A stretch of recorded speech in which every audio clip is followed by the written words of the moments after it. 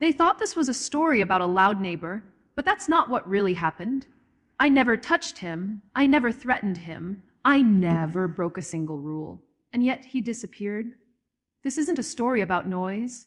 It's a story about what happens when silence fights back. Watch till the end, because the real villain might not be who you think. I'm not a hero. I'm not a criminal. I was just a normal person living in an apartment building, trying to sleep. But when the system ignored us, when complaints meant nothing, and when respect became optional, I made a choice, a quiet choice. This story isn't about revenge the way you imagine it. It's about how easy it is to become the thing you hated. When no one is watching, they say every revenge story starts with anger. That's not true. This one started with silence. At least that's what it looked like from the outside. I was an ordinary tenant in an ordinary apartment building. No criminal record. No dramatic past. No reason for anyone to remember my name. The kind of person investigators usually skip over in interviews because nothing about them feels important. I worked normal hours, paid rent on time, smiled at neighbors in the hallway. If someone had asked who I was, they would have said, just another quiet resident. And for a long time I was. The building itself was old, thin walls, low ceilings, the kind of place where sound didn't just travel, it leaked. Footsteps upstairs echoed like warnings. Doors slammed like gunshots. Every noise carried a message, whether you wanted to hear it or not. That's how I first learned about him. At first, it wasn't the music. It was the car. Every morning, right outside the building, an engine would roar to life and stay roaring. Not for seconds. Not for a minute. 10 minutes. Sometimes more. The sound crawled through the walls, through the windows, through my chest. It shook cups in the cabinet. It rattled the cheap light fixture above my bed. It felt deliberate, like an announcement. I'm here. Deal with it. I didn't know his name yet. I just knew he lived above me. People later described him as confident, loud, dominant. The kind of man who took up space without asking permission. The kind who believed the world adjusted itself around him. Back then, I didn't think much of it. I told myself what everyone tells themselves at the start. It's temporary. He'll calm down. It's not worth the trouble. That lie lasted about 2 weeks. The music came next. It always started late, after midnight, when the building settled into uneasy sleep. Heavy bass. The kind you don't hear as much as you feel. The ceiling above me would pulse. My walls would breathe in and out. Sometimes it felt like the sound was inside my head, not the room. I tried knocking. The first time, he didn't answer. The second time, he opened the door halfway. I remember the smell, cheap cologne and confidence. He looked down at me like I was interrupting something important. Yeah, he said. I explained calmly, too calmly. I told him the music was loud, that the walls were thin, that people were trying to sleep.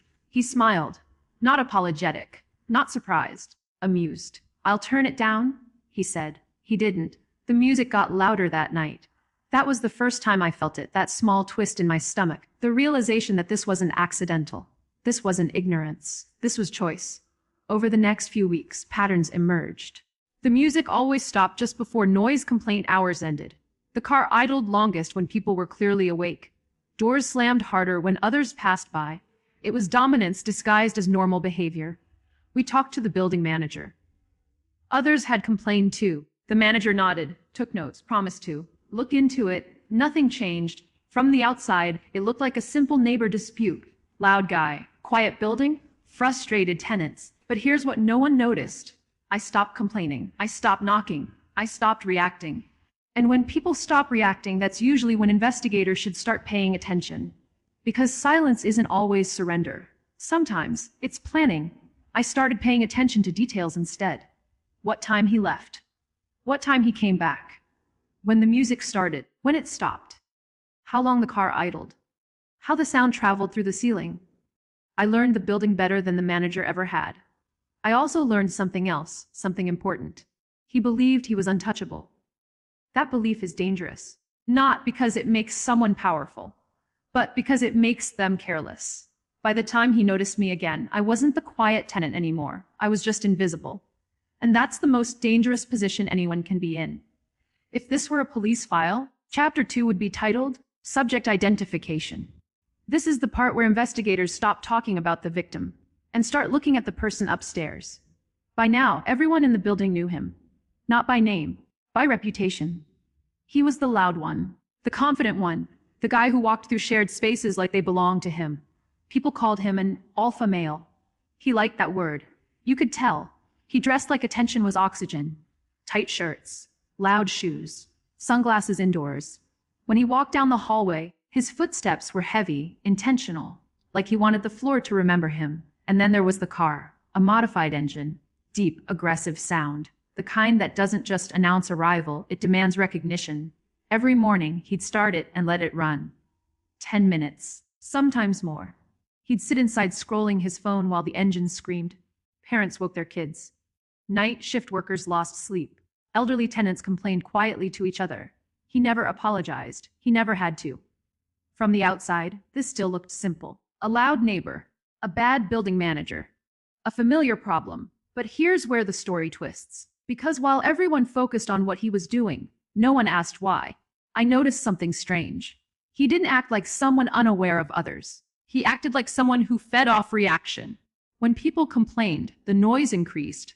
When doors slammed in frustration, his music played longer. When the manager sent warnings, the engine idled louder. This wasn't carelessness. This was control, and control always hides insecurity. I started watching from my window, quietly, carefully. I noticed how he checked reflections, how he adjusted his posture when others were around, how his laughter changed depending on who was listening. Confidence isn't loud like that. Fear is. But I didn't understand that yet. Back then, I still thought I was dealing with a bully. That changed the night I heard the argument. It was late. After midnight, the music was playing again, bass heavy, shaking the ceiling. But underneath it, there were voices. Muffled. Angry, a woman's voice. I couldn't hear words. Just tone. Sharp. Controlled. Tired. Then his voice, louder. Defensive. Performative. Then silence. The music stopped immediately after. That never happened. The next morning, the car didn't idle. For the first time in weeks, he left quietly. Something had shifted. I mentioned it casually to another neighbor. She hesitated, then leaned closer. He's not always like that, she whispered. Only when he feels watched. That sentence stayed with me. Only when he feels watched. That's when the misdirection started. Because now the question wasn't, why is he so loud? It was, who is he trying to convince? I filed that thought away. Days passed. The noise returned, but it felt different. More aggressive, like overcompensation, like someone trying to reassert dominance after losing it somewhere else. That's when I made my first move. Not revenge, not confrontation. Observation. I changed my routine. Stayed home when he expected me gone, left when he expected me inside. I wanted him to forget I existed again, and it worked. He stopped acknowledging my door, stopped noticing my floor, stopped reacting to my presence. To him, I was background noise. But here's what investigators later realized. This wasn't the beginning of the revenge. This was the permission stage. Because once someone believes you're powerless, they stop protecting themselves. One night, around 1:47 a.m., the music started again. Louder than ever. I didn't knock. I didn't complain. I didn't text the manager. I smiled. Because I finally understood something crucial. He wasn't the villain of this story. He was the trigger, and triggers don't know what they set in motion. If someone had walked into my apartment that night, they would have seen nothing unusual. No weapons. No broken furniture. No signs of anger. Just a speaker placed carefully on the floor, pointed straight at the ceiling. That detail matters. Because revenge doesn't always begin with violence. Sometimes it begins with precision. At exactly 12:03 a.m., his music was still pounding. Bass heavy. Repetitive. Almost hypnotic. It had that same message it always carried, you don't matter. I stood there for a long moment, listening. Counting the seconds between vibrations. Feeling how the sound traveled through the structure of the building. I wasn't angry anymore. Anger is sloppy. What I felt was calm, calculated. I connected my phone to the speaker and scrolled, not randomly, but deliberately. This wasn't about taste. This was about contrast. Then I pressed play. The first sound that hit the ceiling wasn't loud. It was bright. Cheerful. Clean. Almost innocent. Taylor Swift. Her voice cut through the bass like light through fog. High notes bouncing where his low frequencies lived. Melodies designed to stick, to repeat, to invade.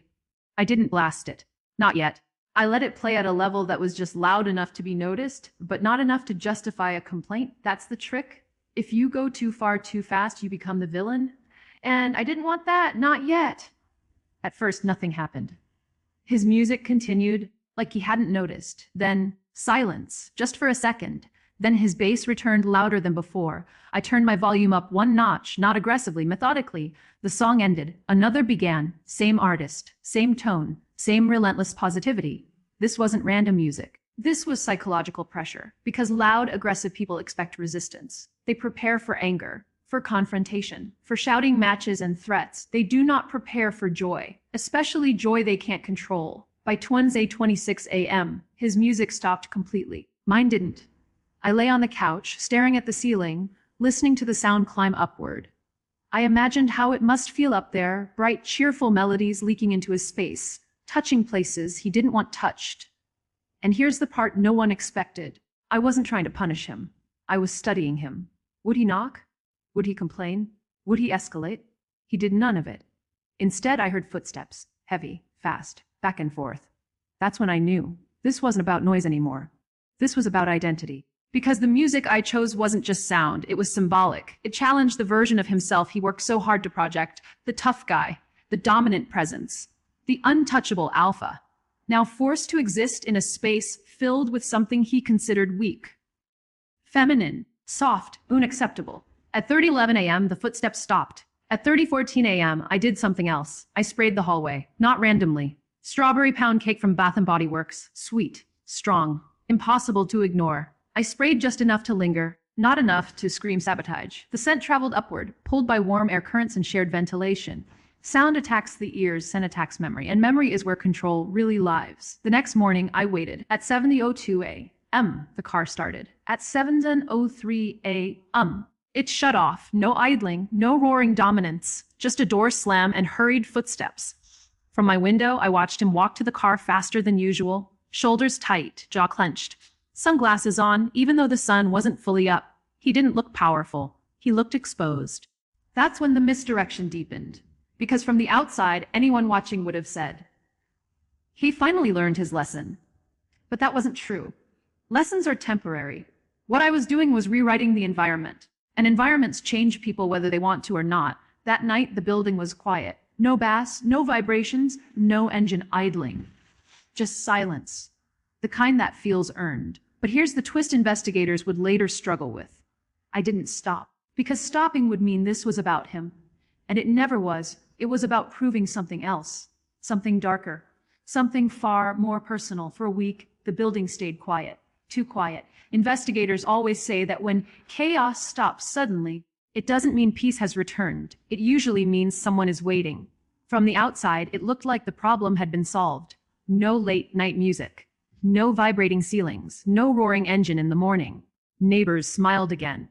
Sleep returned. People assumed the loud man upstairs had finally been put in his place. They were wrong. Because what no one saw was what happened after the noise stopped. He didn't relax. He didn't move on. He changed. I noticed it in the smallest ways. The way his footsteps softened, like he was testing whether the floor still listened.